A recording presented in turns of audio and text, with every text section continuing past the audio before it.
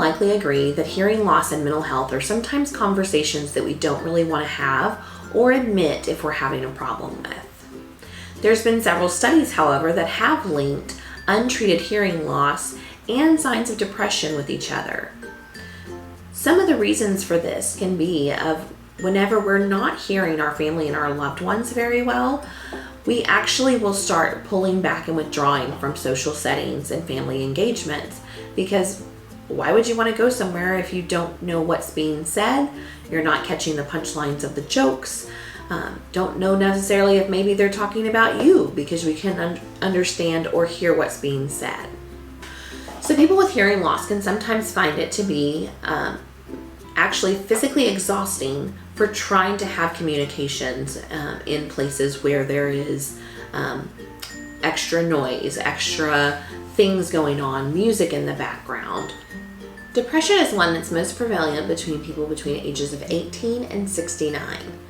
Depression in mild to moderate hearing loss was actually found to be double that of people with normal hearing levels.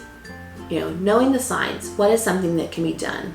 It's not only vital that your primary healthcare physician recommends routine hearing screenings every year, but of also having a conversation with them of, talking about if you're feeling like you're not wanting to go out in public places as much, if you're withdrawing from doing things that you enjoy, like church or going to the movies or having lunch with friends and family.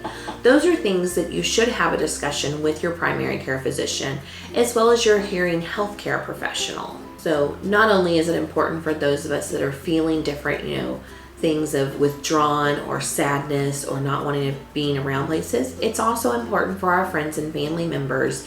If you know of someone who you've noticed that they are saying no to the invitations more often, or of when they do go to events that they kind of isolate themselves from the group, of those could be signs of possibly of having depression or hearing loss if they're not engaging like they used to. Though it's prevalent, it is possible to be able to minimize the links between hearing loss and depression. One thing is for getting your annual hearing test done as needed with your hearing healthcare professional, having an open dialogue with your primary care physician, as well as friends and family members if there are certain places that you feel like you can't communicate as well in as others. So maybe instead of going to a noisy, trendy restaurant, of picking a smaller, cafe or bistro that you can be able to carry on easier conversations. While there has been found links between hearing loss and depression, it doesn't have to be that way. Early prevention and annual hearing tests will help tremendously with keeping you on both a hearing and healthy lifestyle. I'm Denise Kopesky with Texas Renew Hearing Center, here for your hearing health care.